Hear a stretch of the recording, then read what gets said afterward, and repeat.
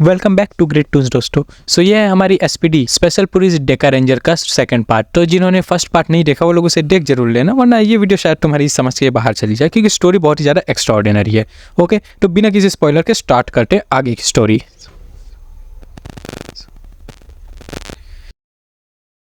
Copyright disclaimer under Section 107 of the Copyright Act 1976. Allowance is made for fair use for purposes such as criticism, comment. इधर doggy परेशान था कि इसकी सुपारी किसने दी। दूसरी तरफ हम ब्रूडविंग को बेंजी के नाम के एक एलियन से मिलते हुए देखते हैं जिसने डॉगी की सुपारी दी थी, और ये एक प्लान बना के कहीं तो निकल जाता है। इधर स्वान बताती है कि डॉगी अपने ज़माने में बहुत माई का लाल कुत्ता था यार, और लोग इसे हेल ऑफ द डॉग बुलाते थे।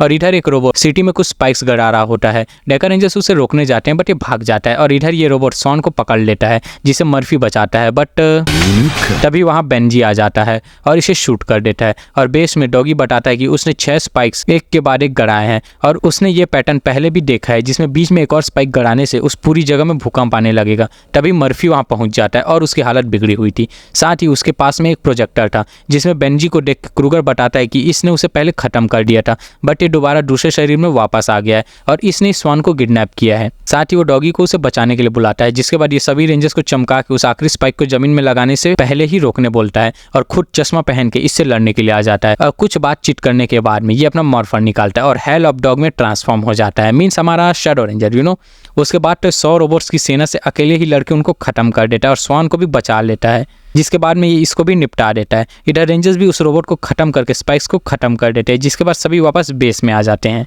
अब रेंजर्स जब एक जगह इन्वेस्टिगेशन करने जाते हैं तो उन्हें वहाँ एक क्यूटी फ्लोरा मिलती है जिसके पीछे लाल मॉन्स्टर पड़ा हुआ था, बट अभी के लिए ये यहाँ से भाग जाता है और फ्लोरा को बेस में लाया जाता है, जहाँ पता चलता है कि ये तो पूरी रोबोट है और सभी इसे शटडाउन करने बोलते हैं। बट सिंचैन को क्यूटी ज़्यादा ही पसंद आ गई थी, इसलिए ये उसे शटडाउन ना करके कुछ सिखाने का डिसाइड करता है और बान और क्यूटी को लेके अमेज़न पार्क में मस्त मौज करने चला जाता है। इधर ये लाल मॉन्स्टर ब्रूडविंग को किसी सरकारी बाबू की तरह पैसे खिलाता है और बताता है कि इसने एक बड़ी मशीन गीगा बनाई है और फ्लोरा उसी का ब्रेन है, तो ये उसे वापस हासिल करने में उसकी मदद चाहता था। और यहाँ ये फ्लोरा को पकड़ लेता है, बट रेंजर्स उससे लड़ते हैं और सिंचन फ्लोरा को बचा के बेस में ले आता है। इधर ब्रूडविंग एक बहुत बड़े रोबोट को भेज देता है जिसे रेंजर्स हरा नहीं पा रहे थे। तब स्वान अपना सीक्रेट प्रोजेक्ट रिवील करके पूरे बेस को चलती फिरती गाड़ी में बदल देती है और मेगाजॉर्ड और बेस की पावर से ये रोबोट खत्म हो जाता है, लेकिन गीगा बाहर निकल के इस रोबोट को ही खा जाता है।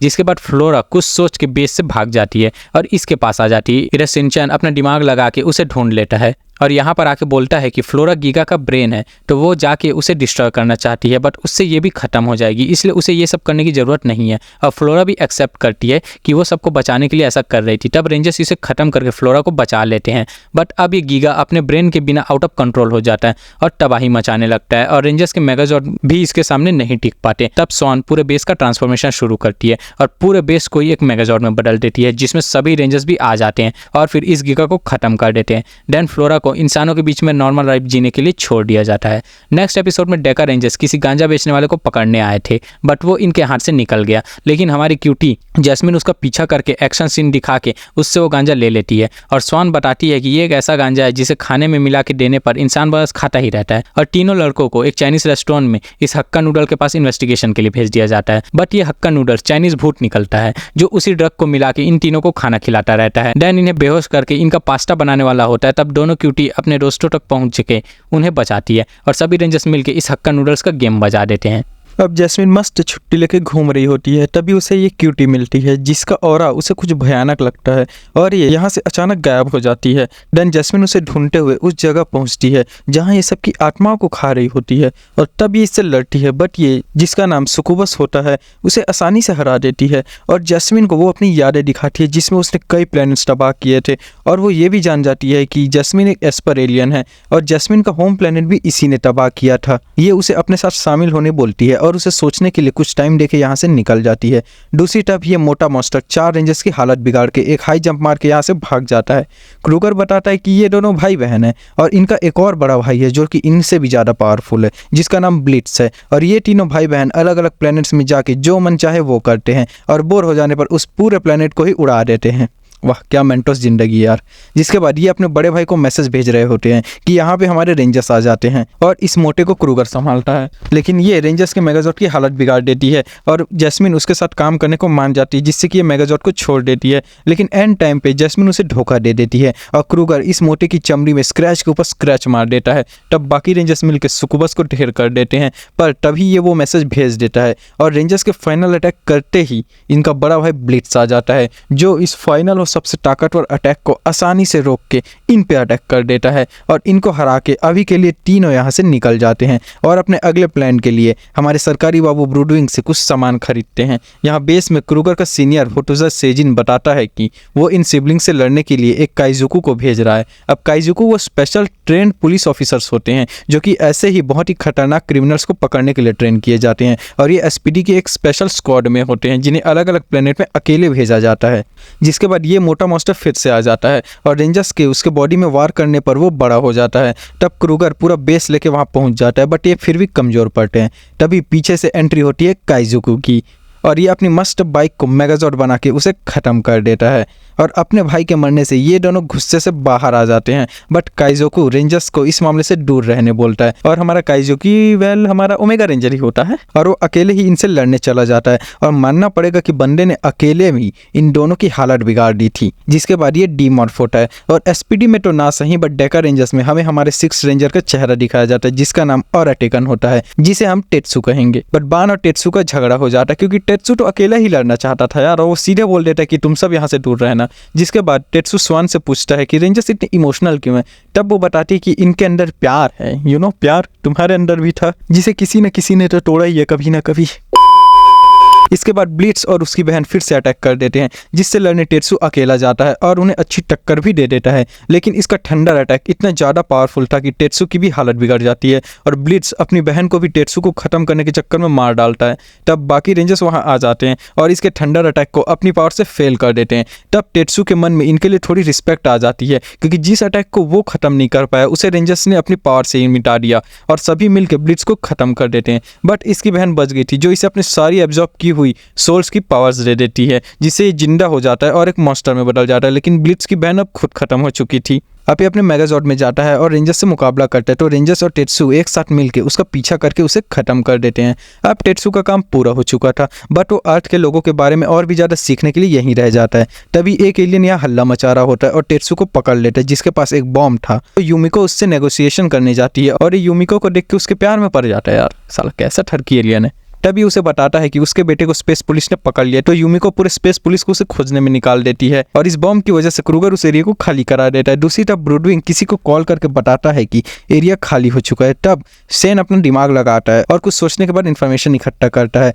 तब इनको पता चलता है कि उस एरिया में तो गोल्ड्स माइन्स है जहाँ से एलियन सोना चुरा रहे थे और इसी के पास उस एलियन का बेटा भी था। अब देखो अगर तुम लोगों को एसपीडी की सीरीज कुछ याद होना तो तुम इस सभी एपिसोड्स को रिलेट कर पा रहे होगे कि किस तरीके से पावर रेंजर्स की फ्रेंचाइज ने इस स्टोरी को खींच के ऐसा बनाया कि हमें बिल्कुल भी शक नहीं हुआ कि ये सब सीन किसी और एपिसोड के भी हो सकते हैं या किसी और चीज़ के लिए भी हो सकते हैं। तब रेंजर्स जाके उसके बेटे को बचाते हैं और दोनों का मिलन करवाते, तब जाके ये बॉम्ब को डिफ्यूज करता है। अब एक मेगाजॉर्ड लैंड होता है जिसे रेंजर्स रोक लेते हैं बट इसकी इविल स्पिरिट एक इंसान को पजेस कर लेती है और ये सब ये क्यूटी देख लेती है तो ये इस पर कूद पड़ता है। तभी सैन्य आके इसे बचाता है और ये भाग जाता है जो कि अनकॉन्शियस हालत में यूमिको को मिलता है और जैस्मिन उसको फील करके बताती कि इसके अंदर कुछ तो इविल था। तब एक क्यूटी एक एलियन बुढ़िया में बदल जाती है और बताती है कि ये एक स्पेस डॉक्टर है और वो स्पिरिट बहुत से प्लैनेट्स में लोगों को मार चुकी है और उसका इलाज ये जानती है, इसलिए उसे डेका बेस में लाया जाता है जहाँ इस पे अटैक होता है और शिनचैन समझ जाता है कि उस इविल स्पिरिट ने इनमें से किसी एक को तो कब्जा कर लिया, इसलिए वो इसे लेके सीक्रेट हाइडआउट में जा रहा होता है।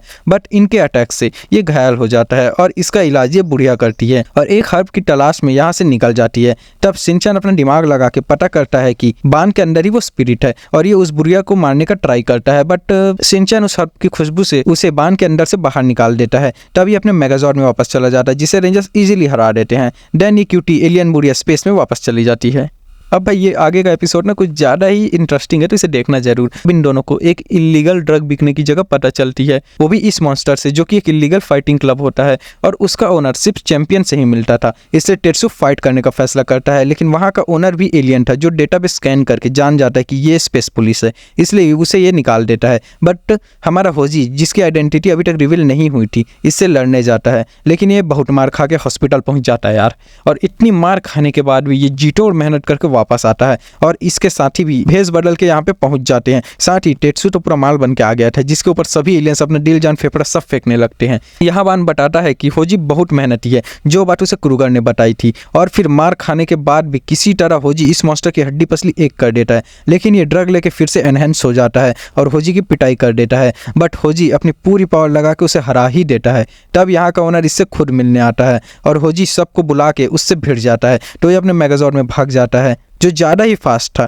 तब स्वान दोनों रेंजर्स के मेगाजॉर्ड को मर्ज करके नया मेगाजॉर्ड बनवाती है और रेंजर्स इस ड्रग डीलर की डील हमेशा के लिए कैंसिल कर देते हैं। अब अचानक से कंप्यूटर वाला मॉन्स्टर वापस आ जाता है और इस बच्चे की मॉम को अंदर खींच लेता है और इसको बचाते हुए टेत्सु को कुछ फ्लैशेस आते हैं जिससे वो पागल होने लगता है। बट बाहर आते ही बेल्डोर और डेजनोगियर इन पे एक एक करके अटैक कर देते हैं और रेंजर्स कंफ्यूज हो जाते हैं कि जिन्हें वो डिस्ट्रॉय कर चुके हैं वो वापस कैसे आ रहे हैं। और उसका पीछा करने पर ये उनके सीक्रेट हाइडआउट में पहुंचते हैं, जहाँ सेजिन जेनियो नाम के क्रिमिनल के बहुत सारे पोस्टर लगे हुए थे। और क्रूगर बताता है कि ये बहुत खतरनाक क्रिमिनल है जो कि किसी भी रिफ्लेक्टेड चीज से भागने की पावर रखता है। अब भाई तुम वीडियो को आगे मत बढ़ाना, क्योंकि इसकी स्टोरी ना थोड़ी सी डिफरेंट है, पहले पूरा सुनो।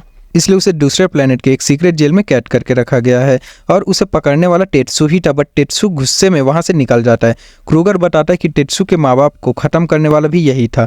तब टेत्सु जेनियो से मिलने का फैसला करता है, क्योंकि उसे लगता है कि वो इन क्रिमिनल्स के बारे में जानता होगा और वो सभी रिफ्लेक्टेड चीज़ें छुपा के उससे मिलता है, जो मिलते ही उसे पहचान जाता है और बताता है कि वो उसके बचपन में उससे मिला था। और टेत्सु के पूछने पर वो ये भी बता देता है कि ये सब बोरा पेनो नाम के मॉन्स्टर का काम है, क्योंकि वो किसी भी मॉन्स्टर के डीएनए से किसी का भी शरीर ले सकते हैं। और इधर हम देखते हैं कि ब्रूडविंग से डीएनए लेके किसी भी मॉन्स्टर का रूप लेके घूम रहा होता है। रेंजर्स उसे पकड़ लेते हैं और इसका मुकाबला करते हैं और ये ब्लिट्स का रूप ले लेता है, बट रेंजर्स इसे हरा देते हैं, जिसके बाद इसे मेगाजॉर्ड के अंदर में ही रेंजर्स इसको खत्म कर देते हैं। अब देखो भाई, इसमें क्या है ना, हमारे जैक ने जो बैटलाइजर पहना था ना, वो पूरे सीरीज में ही नहीं मिला मेरे को। मतलब कि वो सीरीज का हिस्सा नहीं है, वो शायद तक ना डिज्नी वालों ने खुद ही उसे बनाया था। ओके, अब इधर टेत्सु को ये बताता है कि 15 साल पहले ये एक क्राइम करके भाग रहा था, तो इसके सामने टेत्सु के पेरेंट्स की कार आ गई। तब उसने उसे पलट दिया और उससे सिर्फ ये बाहर निकला जिसे इसी ने बचाया था और बचा के उस ब्लास्ट से दूर ले गया। लेकिन ये उसे बचाने के लिए नहीं, बल्कि इंसानों को जलते हुए देखने के लिए वहां पे गया था। लेकिन उसमें उसे ये बच्चा दिखा तो उसने उसे बचा लिया।